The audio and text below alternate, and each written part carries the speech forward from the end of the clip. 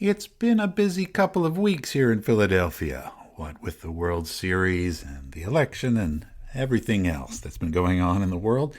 So we're going to re-release an episode that we first recorded this time last year for Native American History Month. It's one of our favorite episodes, and if you've heard it before, we hope you'll enjoy listening to it again. If you haven't heard it before, we hope that you'll find it interesting. We'll be back again in a couple weeks with the next episode from our new season, Drama is Conflict. In the interim, we'll be in the library preparing some new great research about the history of Philadelphia theater. Okay, here we go.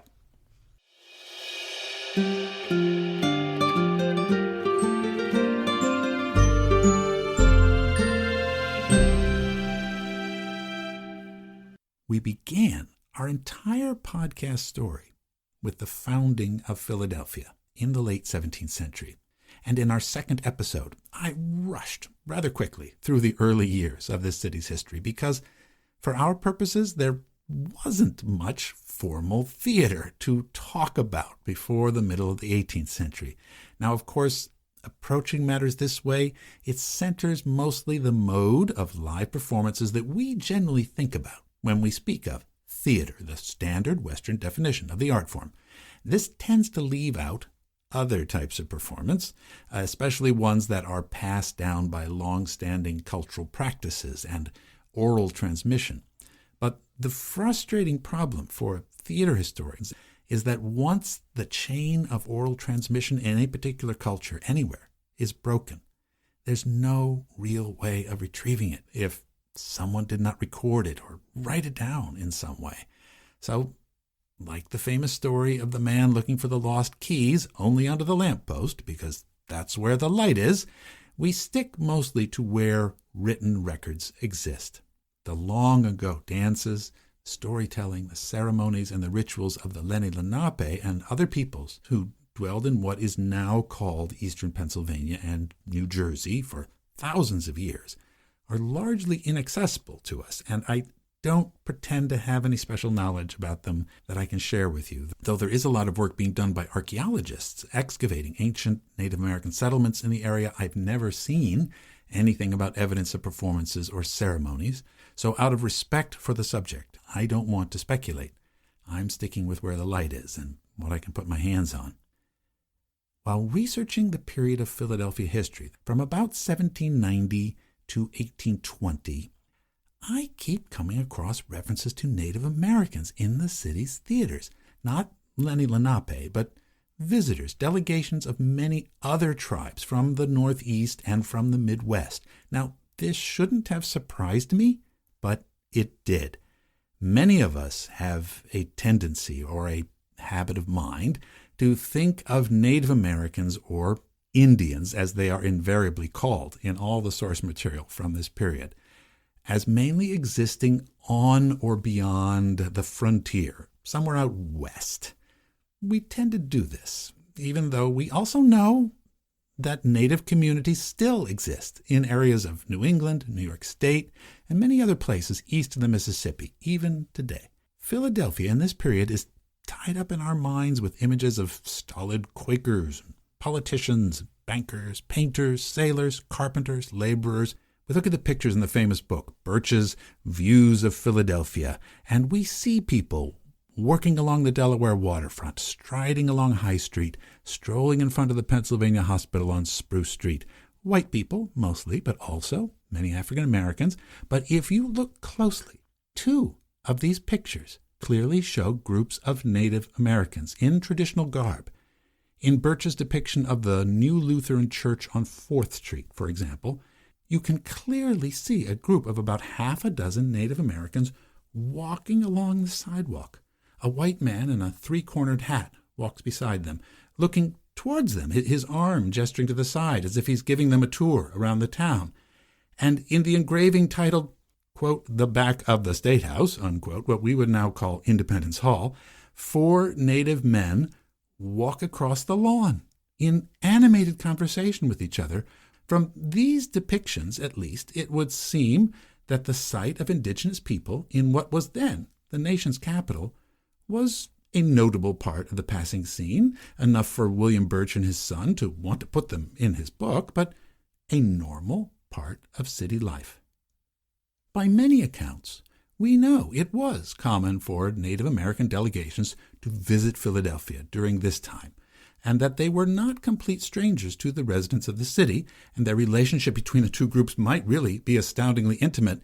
In his memoir, theatrical manager William Wood tells the story of a comedian in the New Theater's company by the name of Pollard, who, during the visit of a delegation from a northern tribe in 1797, was astonished to discover amongst them someone who might have been his twin. The resemblance between the two men was so striking. After a little inquiry, the actor learned that it was, in fact, his long-lost half-brother, the product of a liaison between his father, a British Army officer, and a Native American woman. But I should note that it was political reasons that were usually the impetus for visits of delegations. Indeed, as we learned in our regular episode number 7, it was quite usual for groups of Indian tribes to come to the city while it was the capital city of the U.S., in the 1790s in order to negotiate treaties, to settle disputes, to collect indemnities and register complaints. And it continued to be common for Native American groups to come here even after the capital moved to Washington, D.C., because Philadelphia was on the route that they had to travel. They would come to Philadelphia, make a right turn, and then go down to Washington, D.C. So these delegations continued to visit the city up through 1820 or so. And we know that they were also interested in exploring the cultural life of Philadelphia, like any visitor. Now, as we detailed in episode 7, it was also common for these delegations to give dance performances in Philadelphia, in theater spaces, in order to raise money for the travel expenses to go the long way from where they were living to where the U.S. government was. So we talked about the infamous dance of the loose loincloth, also described in Wood's memoir, which happened during an exhibition of dances at the New Theater on Chestnut Street in 1802, during which some of Philadelphia's ladies were supposedly scandalized by getting a full frontal view of a male performer's anatomy. But there were even other visits by Native American delegations to the New Theater, ones I didn't tell you about before. On March 17, 1806, a group from a visiting Osage tribe was in the audience of a performance by Thomas Cooper of Macbeth. We know this because Mr. Carpenter, the reviewer from the publication The Theatrical Censor, was keeping an eye on them during the show to see how they liked it. And he reported that Cooper's acting drew tears from at least one of the chiefs, and that the afterpiece, a comic opera called The Romp, elicited the laughter of the whole group. And there were more Native American dance performances at the New Theater that I left out of episode 7, but I'm happy to tell you about them now, too. For instance, on April 2nd, 1808, in between performances of a comedy titled Tears and Smiles and a musical entertainment called Too Many Cooks, we see from a newspaper ad that, quote, "The Oneida Indians now in this city will dance several of their country dances, particularly the war dance, the war song, preparing for battle, the manner of fighting, etc." Close quotes. But lest the ladies of Philadelphia should have any concerns about a repeat incidence of the costume malfunctions that we had in 1802, there was an additional note in this ad. Quote, "The public are respectfully informed that there shall be nothing in their appearance or conduct to wound the feelings of delicacy." We also described in episode 7 the one-night-only dance performance by certain Midwestern tribes at the Olympic Theater, now the Walnut Street Theater, in 1812. And once again, we urge scholars to give a fuller credence to Russian diplomat Pavel Svinyan's entire description of this event, although reading it over again, I must say that his account is full of vivid details like buffalo robes and masks that the dancers wore, but they're mixed with a complete cultural condescension and even a wild speculation about what he was looking at. For instance, he purports to give a translation of one of the war songs that was sung at this performance, as if it was printed in a program handed out to the audience, although I'm not sure that's the case. Also, by his testimony, both men and women performed at the Olympic that night. Now, if that's true, that's very interesting, because it would mark the only occasion that I can find of both men and women performing. All other dances I've seen described in Philadelphia were usually only done by Native American men. And even as late as 1818, we find yet another description by William Wood in his memoir of a dance at the First Chestnut Street Theater. This one was by a delegation of Wyandot chiefs from territories around the Great Lakes, although it's not clear to me that they really were chiefs. In promotional material of the time, such dancers are always called chiefs, because apparently white Philadelphians liked to think they were getting royalty to perform for them. In the newspaper ad, anyway, their names were carefully spelled phonetically. Horda Shauti, Tayurowat, Nani Ludu, Sayushayes, and Mandu Shaukwan, who will, quote, appear habited in the exact costume and arms of their country, and exhibit under the direction of the interpreter an address to the audience in the Wyandot tongue by a chief, close quotes. Thereafter was promised war dances, a green corn dance, a buffalo dance, a brag dance, a dance of courtship, and finally, a speech of peace. Now, this is the last example of a Native American dance held at the New Theater that I can find. I believe that's because after this period, modes of transportation changed, and you could go to Washington, D.C. by different routes. You no longer had to come through Philadelphia. So that period is going to end at this point. But I've mentioned here quite a number of actual indigenous performances in Philadelphia, usually dance. There was little suggestion at all during this period that these Native Americans join in and portray roles in the plays on stage. Now, I don't know if that's something they would be likely to want to do, although I do see that one of our earliest subjects in our podcast, John Bill Ricketts, may have employed actual Native American performances at his circus while it was in New York City for a brief period in the 1790s. But on the whole, non-white people did not get to represent themselves in the theater at all in this time. Certainly not in the British theater, and in this respect, early Philadelphia theater followed right along.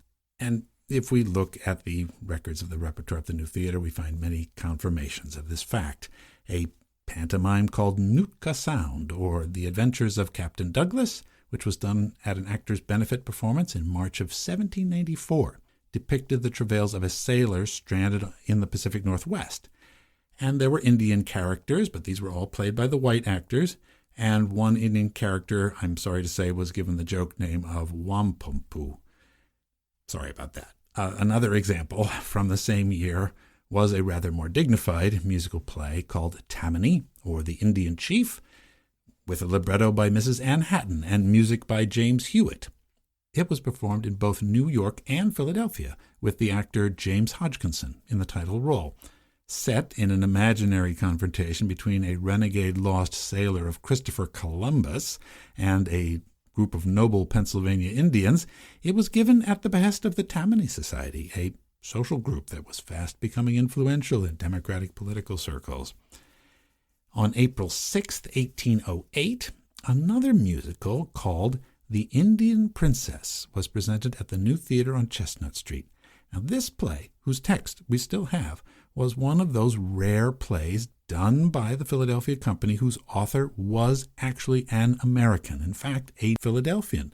James Nelson Barker had been born in the city in 1784 and was a frequent attendee at the New Theater, and he had long had the urge to write for the stage. In fact, he was the author of the play Tears and Smiles that had preceded the dance presentation that we mentioned of the Oneidas just 4 days previously. The Indian Princess, his new play, was an attempt to dramatize the story of Pocahontas, and therefore it was set, as you might expect, in Virginia. It had been set to music by John Bray, another actor in the company, but again, all the Indian roles were played by white actors, with the actress Mrs. Wilmot taking the role of Pocahontas. Now, it would have been fascinating to find out if any of the Oneida chiefs, who were just dancing at the new theater were still in town, and if they witnessed the show, but I can find no reference to them having been in attendance. Indeed, the main thing that we know about that night is that the performance was halted due to audience abuse of the young tenor singer Mr. Webster, who was playing the minor role of Larry. Other similar 19th century plays in which white authors and white performers dramatized native life was Tecumseh, or The Battle of the Thames, which was done at the Walnut Street Theater on October of 1836, and Montezuma, or The Conquest of Mexico, which was staged at the Arch Street Theater in November of 1846. Of course, if we're going to include theatrical depictions of native people of Central and South America, I should certainly include all the many, many performances of William Brinsley Sheridan's play Pizarro, which was set amongst the Incas of Peru during the Spanish invasion in the 16th century. That particular text, with its themes of defiance against invaders and a touching love story, was one of the most popular plays of the early 19th century, and it had dozens of performances in Philadelphia at many different theaters by many different companies. But perhaps the most notable red-faced depiction of a Native American on stage by a white actor during the 19th century in Philadelphia would have to be the one by one of the most famous actors ever to come out of the city, Edwin Forrest. Edwin Forrest, who after his 1820 debut at the Walnut Street Theater had actually gone west to work in New Orleans and other places along the Mississippi River, and had even claimed to have spent a period of his youth living with a Choctaw Indian chief named Pushmataha, though scholars, I should note, dispute a lot of Forrest's story on this matter. By 1828, Forrest's career as a leading actor was taking off, and he was just beginning to experience the first measure of real success. He was determined to create a new type of American drama to drive his rise to real stardom. Noting the success of James Fenimore Cooper's recent novel, The Last of the Mohicans, and remembering his time allegedly spent amongst the Choctaw, he put out notice in the newspapers, creating a contest with a prize of $500 for a new play. The contest rules specified that the play must be, quote, a tragedy in 5 acts, of which the hero or principal character shall be an aboriginal of this country, close quotes. The winner, as it turned out, was John Augustus Stone, a young actor from Massachusetts who submitted a play entitled Metamora, or The Last of the Wampanoags. The action of his play was based on the character of Metacomet, or King Philip, the Wampanoag chief who went to war with the Puritans in the late 17th century. Chief Metamora, as Stone wrote him, was a highly sympathetic character, typical of the noble savage type of characters in many European narratives about Indians over the centuries, as was modeled in American literature by James Fenimore Cooper in particular. In most ways, Metamora has greater moral standards than the white men in the play. Metamora wants to avoid war, but when he does go to war, his vengeance is terrible. And at the end, he dies, having killed his own wife and son to prevent them from falling into the hands of his enemies, and he curses at the English Puritans with his final breath. It was a very muscular and heroic role, just the type that Forrest liked, and it allowed him to show off his huge voice, his commanding stage presence, and to display, of course, his massive and well-developed personal physique. The scholar Jill Lepore, in her 1998 book, The Name of War, dedicates a chapter to the play Metamora. She discusses Edwin Forrest's costuming choices and how he appropriated Indianness on the stage in order to distinguish himself, in a manner of speaking, as American, as being fundamentally different from his rivals of English origin. Lepore also analyzes how Metamora's, quote, vanishing Indian story implicitly supported the U.S. government's Indian removal policies of the time. And at this point, we should really mention that Forrest, despite his supposed respect for his one-time Choctaw brothers, was an ardent Jacksonian Democrat and supported the policies of the American government that dispossessed, killed, or uprooted huge numbers of Native American peoples in the South and West during all the periods that Metamora was playing to largely white audiences in Philadelphia and elsewhere.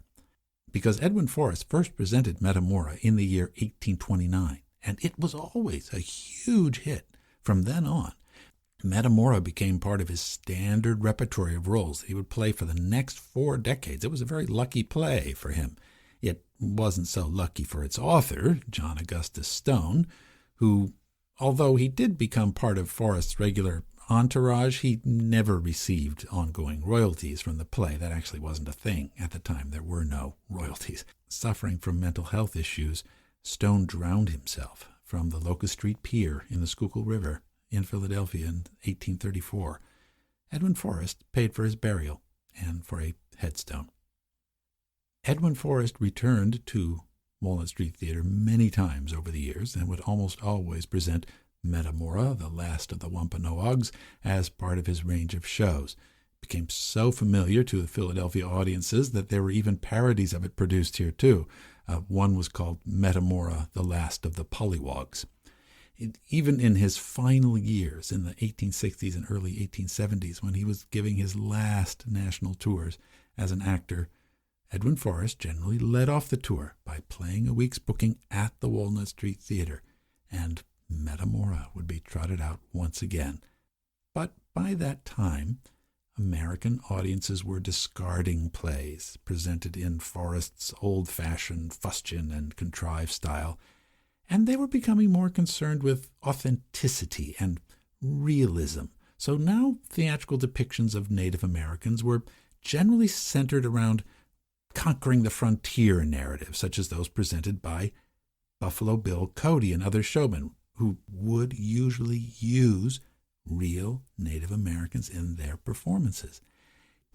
In the late 1870s, already a celebrity for his feats of bravery and heroism in the West, Cody was bringing his act on the stage to various theaters, but by all accounts he was at first an indifferent performer, until later he began to refine his onstage persona, and he brought this new showman character to Philadelphia's Walnut Street Theater. In February 1880, he presented a play called The Knight of the Plains, which played to packed houses, and the cast of the show included Native American performers, which became an essential part of all Buffalo Bill's shows.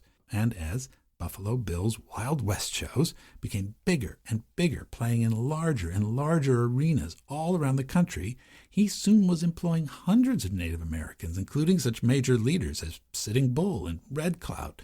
Like many circuses of the day, when the show arrived by train in Philadelphia, there would be a huge parade through the city, ending up at the exhibition field. In 1899, for instance, it was the huge empty undeveloped lot near the railroad tracks at 29th and Columbia in North Philadelphia. Whole families of Native Americans were part of this exhibition, and they would reenact battle scenes and historical events for enormous crowds. By the end of the 19th century, in fact, American show business was a big economic supporter for many indigenous people, and there were both good and bad sides to this phenomenon. As the historian Paul Fees puts it, quote, "The role of Indian people was both essential and anomalous in the Wild West shows. At least in the big shows, they generally were treated and paid the same as other performers. They were able to travel with their families, and they earned a living not possible to them on their reservations. They were encouraged by Buffalo Bill and others to retain their language and rituals. They gained access to political and economic leaders, and their causes were sometimes argued in the published show programs. Yet, they were stereotyped as mounted, war-bonneted warriors, the last impediment to civilization. Thus they had to re-fight a losing war nightly, and their hollow victory in the Little Bighorn reenactments demonstrated over and over to their audiences the justification for American conquest." Close quotes. Buffalo Bill toured with his Wild West show for over 30 years, always bringing large number of Native American performers wherever he went. As late as 1908, he was back in Philadelphia, posing in front of Wanamaker's department store in a big group photograph. I'm attaching it to the blog for this episode. dozens of Native American men were posing in full war bonnets while their wives stand by, and a row of half a dozen Native American children sit down on the Market Street sidewalk. Actually, there are many Philadelphia connections to these Wild West shows, including the fact that it was Philadelphia circus impresario Adam Forepaugh who first came up with the idea of staging a Custer's Last Stand show with real Indians, a concept which Buffalo Bill soon borrowed. And it was Philadelphian May Lilly, a daughter of Quakers and a product of Smith College, who married another Wild West showman named Pawnee Bill, and she became a writer and a sharpshooter and toured with her husband's show, living and working, along with many Native American performers, for 50 years. Now, Lilly never did so herself, but during this period, other white actresses would sometimes impersonate Native American women in dramas that showed the Indian heroine in rather sexualized manner. We can see one such example in a poster that I'm also posting on the blog for Princess Hunikau, the Firstborn, which also played at the Walnut Street Theater. However, I am happy to report that such depictions of Indian princess, that long-standing trope in American show business, was triumphantly reclaimed and reinvented by a Native American actress who appeared on the Philadelphia stage. Her name was Gowongo Mohawk. Born Carolina Mohawk on the Seneca Nation's Cattaraugus Reservation in western New York in the year 1860, she moved with her family to the town of Greene, New York in Chenango County.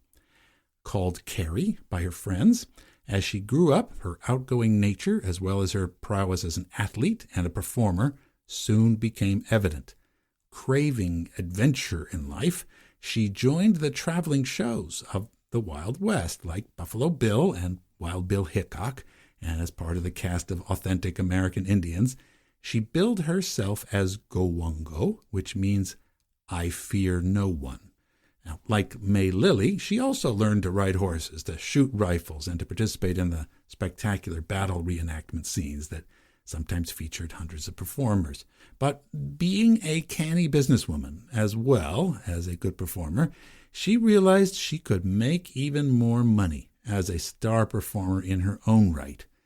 Writing her own material, she came up with an action-packed melodrama called The Indian Mail Carrier. Now, we should note that this play was set in the plains of the Wild West, not in the forests of upstate New York. So she was taking on a character, in a way, of a different Indian nation than the one she was born into, but why not? And presumably, she knew what her potential market audiences wanted, and evidently she was correct, because she toured that play all over the country, and in Great Britain, too. Interestingly, she was an innovator in gender roles as well, because in The Indian Mail Carrier, she enacted not a virtuous or sexy Indian princess, but instead she was the heroic leading male character, Weptanoma. In January of 1891, the show The Indian Mail Carrier arrived for engagement at the Lyceum Theater in Philadelphia. The Lyceum was a popular house for light opera, burlesque, and vaudeville shows. It was on the east side of Franklin Square. Now, the reviews in the Philadelphia papers, at least those papers that tended to cover shows done in the theaters of the Tenderloin part of town, north of Broad Street, wrote one journalist, quote, "The play is that of The Indian Mail Carrier, a strong, sensational Western drama full of exciting events. The part of Weptanoma, the Indian boy, is rather a striking one, being a departure from the average Western character as depicted on the stage. Spanish Joe is one of the villains, and the Indian boy, bent on vengeance, goes on the warpath, hunts him down, and a terrific Bowie knife encounter is the result. The contest is a ferocious one, and after several rounds the Spanish villain is made to bite the dust." Close quotes. And the paper also noted that Gowongo was a perennially popular performer in Philadelphia whenever she came to town. After a busy life in show business, Caroline Mohawk, who had married a fellow performer from her Buffalo Bill days, Captain Charles W. Charles, retired to Bergen County, New Jersey. She died in 1924 and was buried in Edgewater Cemetery there. The Lyceum Theater by the way, was demolished at about the same time, as the eastern Franklin Square area was largely leveled to provide access ramps for the Benjamin Franklin Bridge. But I promised myself and you that I wouldn't get too deep into the 20th century in this episode. We could go on, but there's already quite enough here, I think. We've hardly exhausted this fascinating subject, but we don't want to exhaust ourselves, although I've had a great time finding out about it. I'm Peter Schmitz, and the sound and music are by Christopher Mark Colucci. Thank you for coming along on another adventure in theater history, Philadelphia.